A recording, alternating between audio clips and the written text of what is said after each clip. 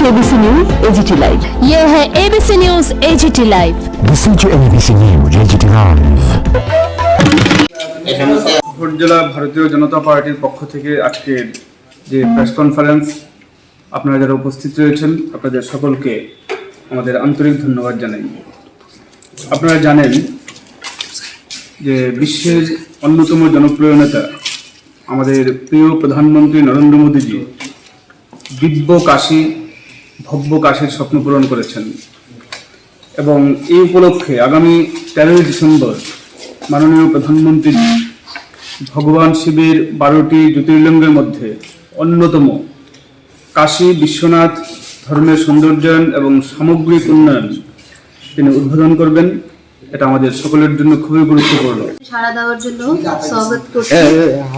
আপনারা আজকে একটা বিশেষ ব্যতিক্রমী বিষয়ে সাক্ষী রইলেন, কারণ আমরা জানি রাজনীতিতে আমরা সবসময় আমরা কিছুদিন আগে নগর নিগমের আমাদের নির্বাচন হয়েছে, আমরা 51 জন হয়েছে। পাশে উপস্থিত আছেন doctor professor Alok Bhattacharya, respected district president, সাথে একজন সফল কর্পোরেটর যিনি নবনির্বাচিত।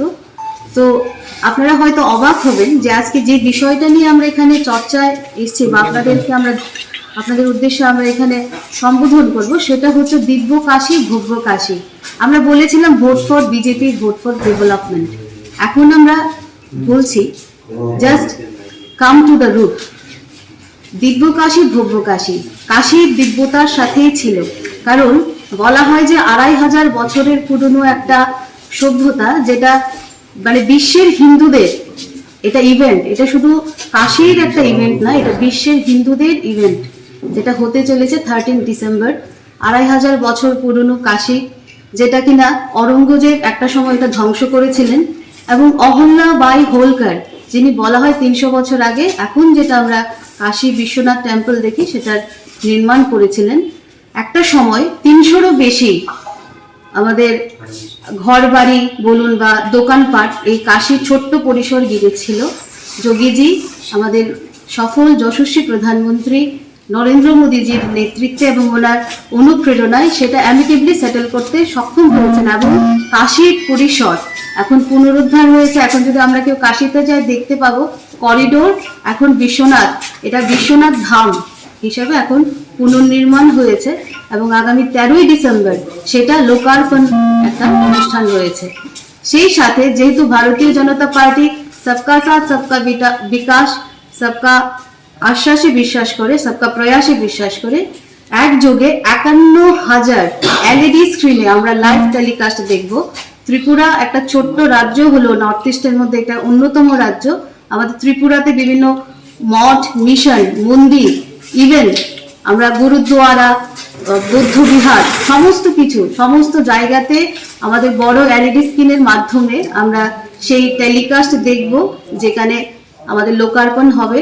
আর সেই ক্ষেত্রে আমরা বলা বাহুল্য আমাদের সেন্ট্রালি এই অনুষ্ঠানটার যে একটা কোঅর্ডিনেশন কমিটি হয়েছে, সেটার মুখ্য হচ্ছেন আমাদের সেন্ট্রাল জেনারেল সেক্রেটারি তরুণ চুকজি, এবং ত্রিপুরা থেকে একজন কনভেনার, একজন কোঅর্ডিনেটর, 2 জন কো কনভেনার। আমাদের কোঅর্ডিনেটর হয়েছেন আমাদের আদরণীয় জেনারেল সেক্রেটারি পাপিয়া দত্ত মহোদয়া, এবং 2 জন যে কো কনভেনার রয়েছেন, একজন আমারই colleague sister Aditi Bhattacharya state secretary, আরেকজন হয়েছে আমাদের রিসেন্ট যিনি ইলেক্টেড হয়েছেন ডেপুটি মেয়র, উনি আমাদের মনিকা দাস দত্ত দিদি, আরেকজন যেটা আমাদের IT ইনচার্জ চন্দন দেবনাথ, উনিও এটাতে মানে অঙ্গাঙ্গিভাবে জড়িত আছেন। তো আপনাদের উদ্দেশ্যে একটা কথাই বলা, আমাদের বিভিন্ন কার্যক্রম কাশী ভিত্তিক, মানে কাশীতে কিছু বিশেষ অনুষ্ঠান হবে, এবং সাথে ত্রিপুরা সহ বিভিন্ন রাজ্যগুলিতেও সেটা হবে। আমরা যদি দেখি কাশীর ব্যাখ্যা, কাশীর কি মাহাত্ম্য, ত্রিপুরা ভারতবর্ষের মধ্যে বলা হয় সাধু সন্তের দেশ, কাশীর বিশেষত্ব কি? It is the symbol of liberation, মানে এখানে মোক্ষ লাভের জন্য যায়। আগে বলা হতো শুধু মৃত্যুর অপেক্ষায় যারা আছেন মৃত্যুপুরী বলা হতো, এখানে মৃত্যু লাভের জন্য যায়, কারণ এখানে শিব আছে, বলা হয় ভগবান lord Shiva himself resides here, he present here. তো এই জন্য ওইখানে গেলে ডাইরেক্ট হয়তো মোক্ষ লাভ হয়, সেই জন্য লোক যেত। এখন আমরা কাশীর ভব্যতা দেখতে পাবো আমাদের এই জীবনে, মানে we can enlight ourselves by the profoundness of lord Shiva. তো সেই জন্য এই 13 ডিসেম্বর যে কার্যক্রম হয়েছে, সেইটাকে কেন্দ্র করে লোকার্পণ অনুষ্ঠান, এটাকে কেন্দ্র করে আমাদের ন্যাশনাল প্রেসিডেন্ট জগৎ প্রকাশ নাড্ডাজি 1 মাস ব্যাপী একটা অনুষ্ঠান রেখেছেন, একটা কার্যক্রম চলবে।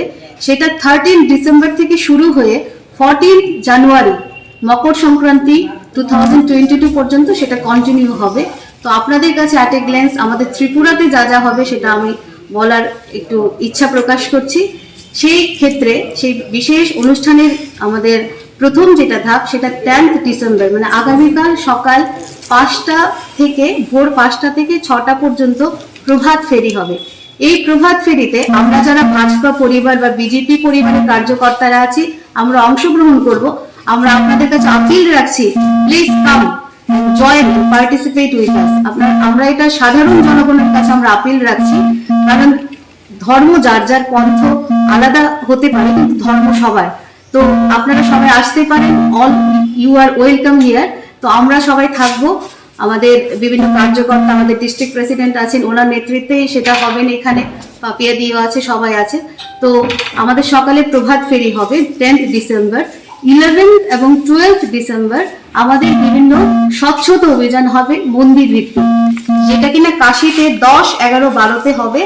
এটা হচ্ছে স্বচ্ছতা অভিযান। আমরা জানি স্বচ্ছ ভারত, যেটা কিনা আমরা মার্কেট প্লেস, রোড এই সমস্ত কিছু করি, কিন্তু এইবার স্বচ্ছতা অভিযান আমাদের মন্দির, আমাদের ধর্মস্থান, আমাদের বৌদ্ধ বিহার, গুরুদ্বারা, মানে যা আমাদের ধর্মীয় স্থান আছে সেখানে আমাদের স্বচ্ছতা অভিযান হবে। এবং সেখানে আমাদের কার্যকর্তারা সবাই থাকবেন। এখানে আমাদের পিপলস রিপ্রেজেন্টেটিভ যারা ধরুন mayor in council, corporator, MLA, আমাদের chief minister, deputy chief minister সবাই উপস্থিত থাকবেন, ক্যাবিনেট মিনিস্টার, এমএলএ সবাই। ইনফ্যাক্ট এমপিরা এখন সেশনে আছেন, উইন্টার সেশনে, ওনারা যদি থাকতেন ওনারাও পার্টিসিপেট করতেন।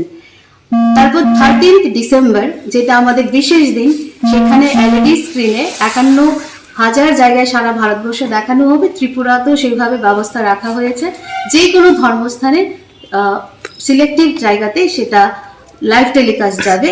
এবং বিকাল বেলায় মানে সন্ধ্যার সময় একটা দীপোৎসব মানে দীপ বিতরণ করা হবে আমাদের ভারতীয় জনতা পার্টির পক্ষ থেকে। কার্যকর্তাদের মাধ্যমে আপনাদের কাছে প্রদীপ পৌঁছে যাবে প্রত্যেকের ঘরে। যাদের এখানে পৌঁছানো সম্ভব না, আপনারা স্ব উদ্যোগে, সেটা আমাদের একটা ভব্যতার প্রতীক। সেই বিশেষ ক্ষণ, এটা ঈশ্বরীয় ক্ষণ, সেটা হয়তো অনেকেই পায়নি, আমরা পেয়েছি আমাদের জীবনে। আমরা সৌভাগ্যশালিনী বা সৌভাগ্যবান।